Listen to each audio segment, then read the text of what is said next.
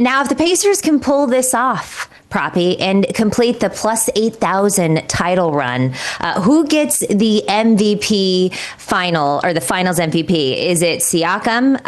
Is it Halliburton, who everybody thought he was going to be limited last night? And he looked pretty okay considering he had the strained right calf. Or is there anyone else? We talk all the time, Proppy, about these 8 Pacers players who are scoring in double digits throughout this series. What do you think? Katie, how about Rick Carlisle? I think he should win the MVP if I'm had my vote. Or honestly, it's a team effort. I would give the entire team the MVP award. A different guy has stepped up pretty much every game.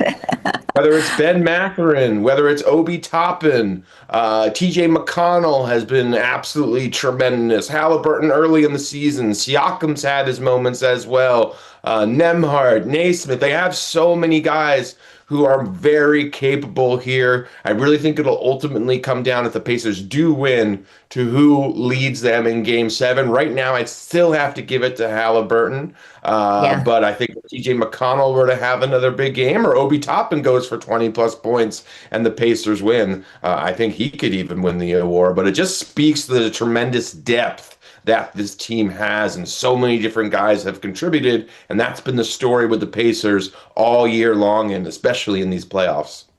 Did you see in the huddle, Siakam, when his eyes were like rolling into the back of his head and he was doing some kind of a prayer or some kind of a voodoo? I don't know what, but you know what? We need more of that in Game 7. At this point, I'm just rooting for the Pacers. So let's get into Game 7 and some looks from you on this early line, right? 8.5 OKC is favored. It's the biggest Game 7 final spread on record. Are you at least taking the points with the Pacers, or do you think that they could actually win this one? Or are you looking at a total? What do you think? I think they can win this one. I'm going to take the points because I think that's the safer route here, Katie. But I think they can certainly win this game. The difference is that they have an experience edge, they have a coaching advantage, and their late game execution outside of the Game 5 loss. Really, we've seen this team just be able to cut leads where it looked like they were completely out of the game numerous times. So Oklahoma City can't get comfortable whatsoever, whether they're up 10, 12, 14 points, even in the fourth quarter. This Pacers team, in the blink of an eye, can make this a game. And their just fourth quarter execution has just been tremendous through the vast majority of this series, outside of that one really brilliant, fourth quarter by SGA and company. So I think I have to take the points here with the Pacers. I know Rick Carlisle will have them prepared, and I expect a competitive Game 7 despite the lopsided point spread. Yeah, I'm with you on this one. Favorites are 52-31 this postseason. Home teams 47-36. But as you said, the Pacers are like a team of destiny. I mean, they're just something special. They've been pulling out things that nobody's really seen before. Quick thing on the total, 214. You passing on this? Or I know when it was coming to Game 6, you weren't really strong on the total. This has dropped quite a bit. What do you think?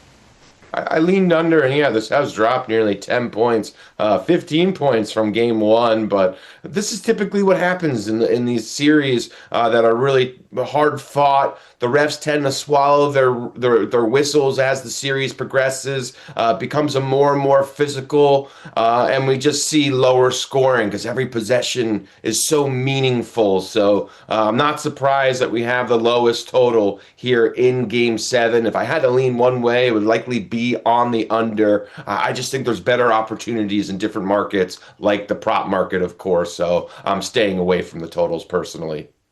Okay, so your name is Propstarz. I'm sure you've got a couple props for us. When I look at some things that stand out to me, SGA, 10 straight 30-point playoff games at home. It's the longest such streak ever. You got Siakam, who's been incredible, filling the stat sheet across the board. Halliburton has been quietly efficient, even though he's been a little bit hobbled in that last game. Then you got Obi Toppin. I mean, Obi Toppin has been incredible. You got TJ McConnell, which you've talked about, leading the Pacers bench. That's outscored OKC 249-120 in this series. So looking at props, Proppy, what are you thinking?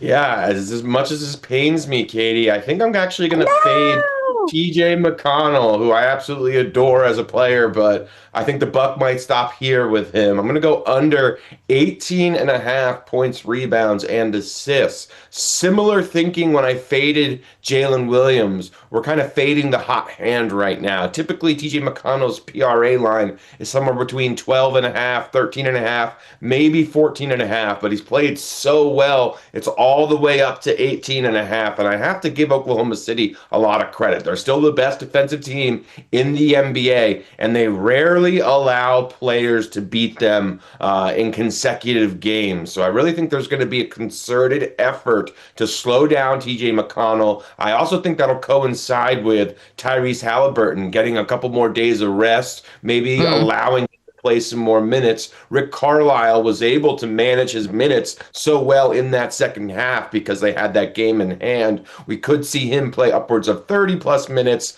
and then McConnell maybe down to somewhere 18 to 22. As a result, it's just an inflated line versus the best defense in the league. I'm going to fade TJ McConnell under 18 and a half points, rebounds, and assists.